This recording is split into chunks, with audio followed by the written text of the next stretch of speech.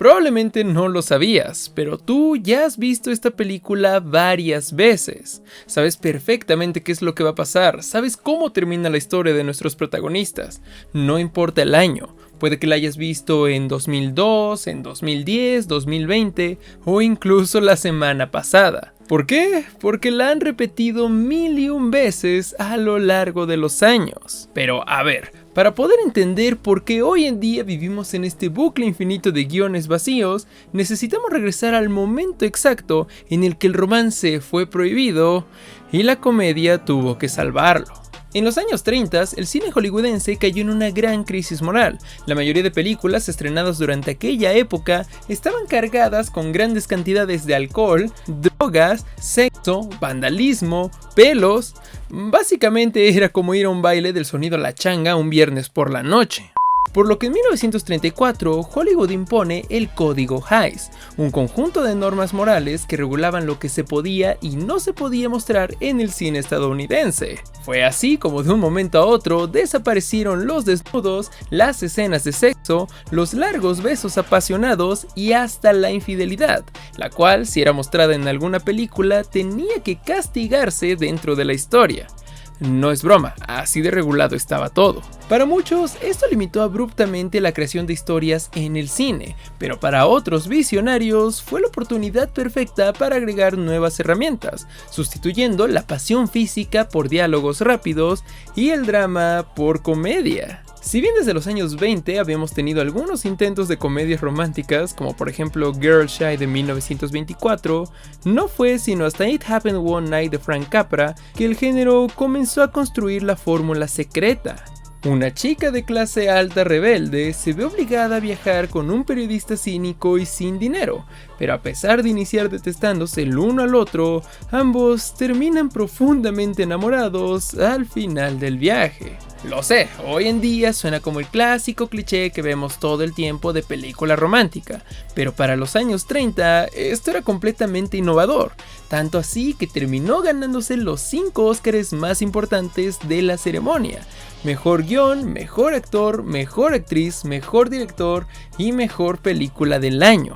En serio, la cinta fue un éxito absoluto. Sin haberlo buscado, el Código Hays había creado la estructura perfecta de un nuevo subgénero.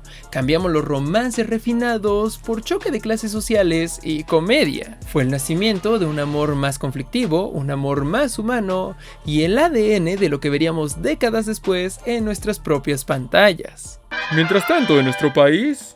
Sí, México ya había combinado algunos elementos de la comedia con el romance previamente, pero el que para muchos resulta el primer intento de rom-com mexicana es Allá en el Rancho Grande de 1936, una cinta donde el romance es el motor de la historia, el conflicto no es trágico, de hecho tiene un toque ligero y cómico, y concluye con una resolución amorosa.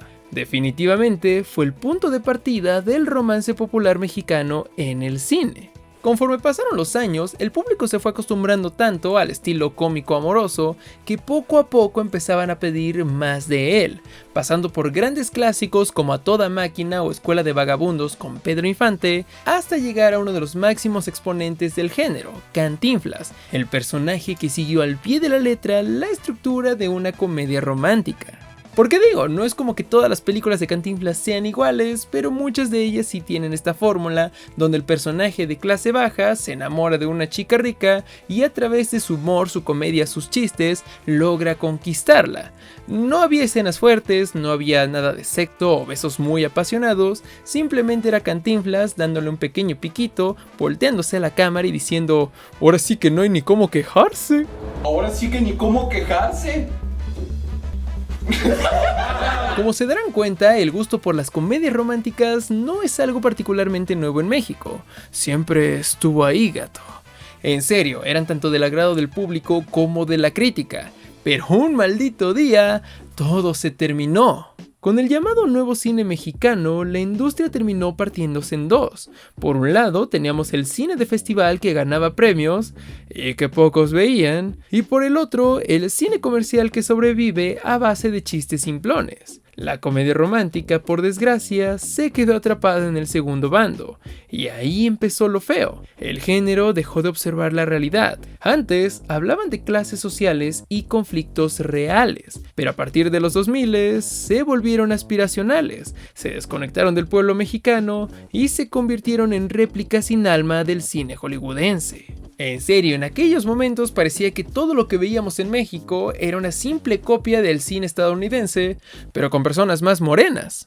La fórmula parecía estar funcionando decentemente, pero lo que vino a demostrarle a todos los productores mexicanos que este subgénero era una mina de oro fue la película Nosotros los Nobles del director Gaz Alarraqui, el mismo que años después nos traería Club de Cuervos, que también es una producción bastante polémica aquí en el país. Si te gustaría que en algún momento abordáramos la historia de esta producción de Netflix, porque en serio es increíble, por favor coméntalo aquí abajo. Y bueno, ya que andas por ahí, no te olvides de suscribirte activando la campanita para estar enterado de cuando subimos nuevo video. Ay, Nosotros los Nobles, una readaptación de otro clásico mexicano que, a pesar de no ser terriblemente malo, terminó enseñándole a la industria mexicana una lección equivocada.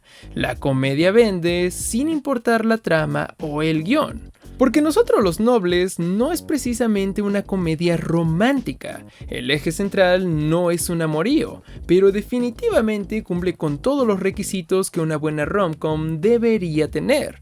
Hay distinción de clases, personajes caricaturescos, el pobre se enamora de una chica rica donde empiezan detestándose, pero su travesía los hace conectar y terminan viviendo todos felices. Sí, una comedia romántica. Y al haberse convertido en un gran éxito de taquilla, los productores mexicanos quisieron exprimir la fórmula hasta más no poder, porque en serio, siempre es lo mismo. El hombre inmaduro, la mujer controladora, un malentendido que se resuelve en 5 minutos pero que ellos alargan por hora y media, y el final feliz automático. No hay riesgo, si viste una de estas películas, las habrás visto todas. Es como si hubieran repetido la misma cinta 1000 veces sin notarlo. Y a esto debemos sumarle cuestiones como que todo el tiempo eligen a los mismos malos actores de siempre, los guiones se escriben en literalmente cuestión de semanas y la producción de estas historias es inhumano. Todo el tiempo hay contenido de este tipo en las plataformas, en HBO, en Netflix, en Prime, si no en los cines. En serio, hay un exceso de comedias románticas todo el año. ¿Por qué nos gustaban antes? Porque tenían propuestas, se arriesgaban, conectaban bastante bien con el público y verdaderamente estaban hechas con el corazón. Pero hoy en día pareciera que estamos viendo el multiverso de Omar Chaparro o de los hijos de Derbez haciendo el mismo personaje en otra copia hollywoodense. El problema ni siquiera es el género, sino la forma en la que estamos haciendo las películas. O volvemos a contar historias que verdaderamente nos importen, o nos vamos a quedar con la misma cinta repetida 1000 veces los próximos 20 años. Pero como sabes, esa solo es mi opinión y aquí lo más importante es tú qué opinas. Déjame saber en la caja de comentarios cuál es tu postura ante estas películas y dime si alguna de ellas te ha llegado a gustar, porque a ver, una cosa es el tema del romance, pero la comedia sola tiene una historia todavía más interesante. Si te gustaría conocerla, solo tienes que darle clic al video que te dejo a continuación. Y bueno, ya sin nada más que decir, nos vemos por allá. Chao. Lo sé, es extraño pensar que la comedia pudiera aportar una perspectiva tan diferente de la tragedia, pero no fue tan extraño como lo que estaba a punto de llegar años más tarde, cuando de repente aparecieron cosas como esta. ¿Qué desmadre traerán esos cabrones? No sé, pero hay que abrirle.